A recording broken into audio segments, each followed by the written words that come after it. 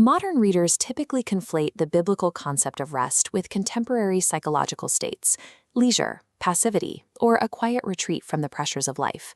In the ancient Near Eastern context, however, rest was an active condition of cosmic stability. It was the equilibrium that emerged once chaotic and hostile forces had been systematically subdued, allowing for secure, ordered life to begin.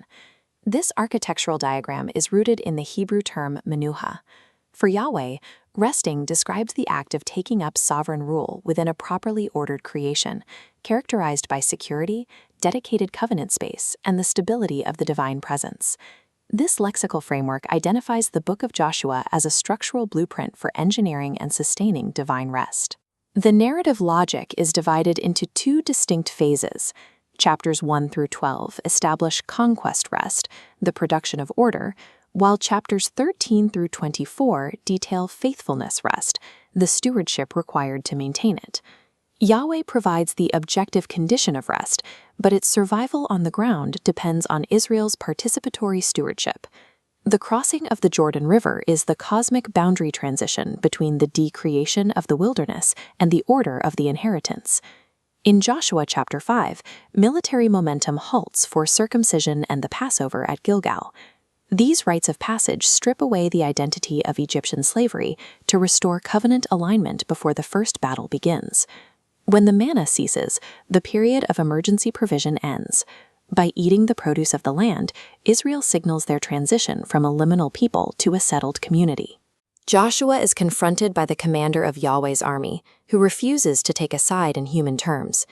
This encounter establishes that Yahweh's presence is holy. He is the sovereign ruler of the campaign, not a tribal asset to be weaponized. Rest space is entered liturgically, rather than through raw military force. Alignment and identity must precede the act of conquest. The ruins of Jericho reflect a chaos-subduing act governed by ritual obedience. The siege systematically dismantled a rival sovereignty node by divine presence. This ritual success is immediately contrasted with the disaster at Ai. Achan's greed reintroduced the hoarding economy of Egypt into the camp, causing rest to collapse from within before external enemies could mount a defense.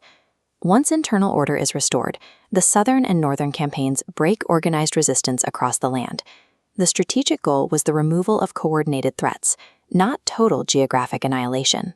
These victories lead to the diagnostic statement in Joshua 11:23, "The land had rest from war." Joshua halts the warfare despite remaining enclaves. Endless mobilization would have transformed Israel into a militarized state, recreating the very imperial systems they were meant to replace. Conquest rest is achieved once existential threats are neutralized. This creates the stability necessary for ordinary life and Torah observance to function. In Joshua 13, the remaining unconquered land serves as a test environment for Israel's ongoing covenant fidelity. The distribution of tribal allotments forces Israel to shift from the momentum of warfare to the slow administrative obedience of governance. Central to this governance are the cities of refuge. These designated locations provide a legal infrastructure for handling accidental manslaughter across tribal boundaries. Unregulated blood vengeance acts as a chaos engine, breeding internal violence. The cities of refuge break this cycle by institutionalizing due process. While the battlefield offered enthusiasm, the mundane reality of civic duty actually preserves the inheritance. Rest is not self-perpetuating. It requires an active legal order to prevent internal friction from recreating the chaos of the wilderness. Joshua 21 details the distribution of Levitical cities across every tribe. These cities functioned as decentralized hubs for Torah instruction. Rest cannot survive if the covenant is forgotten. The Levites provided the ideological glue necessary to prevent tribal fragmentation and the loss of identity. In chapter 23, Joshua warns the leaders that their state of rest is fragile. It remains conditional on their continued allegiance. He identifies religious syncretism as the primary mechanism of collapse. Intermingling with the remaining nations reintroduces the very disorder they fought to remove. Adopting the worship of the surrounding landscape invites its chaos back into the community. Covenant breach transforms the land into a theater of judgment. This leads to the covenant renewal at Shechem.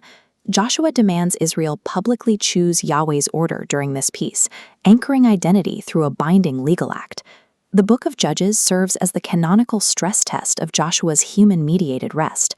A predictable cycle emerges where fidelity fails, idolatry takes root, and the resulting chaos plunges the land into the anti-rest of brutal oppression. In Judges, rest is always temporary, a fragile pause between inevitable social and spiritual collapses. Joshua could subdue cities and allocate territories, but he could not alter the internal disposition of the people. He could not recreate the human heart. Because this rest relied on inconsistent human agents, the heart remained the ultimate, unconquered vector for decreation. This historical failure leads to the New Testament diagnosis in Hebrews 3 and 4, which acknowledges Joshua's rest, but strictly limits its scope. Hebrews 4:8 argues that because Joshua's rest was provisional, a final eschatological Sabbath rest remains open for the people of God. The New Testament utilizes the Greek name Iesus, the direct equivalent of the Hebrew Yehoshua or Joshua. Christ is the greater Joshua, inheriting this name's mission. Christ solves the internal collapse of the previous model by becoming the perfectly faithful human. He fulfills the covenant personally, securing an ontological, irreversible rest that no longer depends on human fidelity. The modern church interacts with this rest through the imagery of Psalm 23, a table prepared in the presence of enemies. Just as eating the produce of the land placed Israel under Yahweh's jurisdiction, the Eucharist places the believer under Christ's authority. The Eucharist functions as the political and theological mechanism by which a Jordan-crossed people sustain their participation in the rest Christ secured. Joshua fought forward to establish a temporary rest.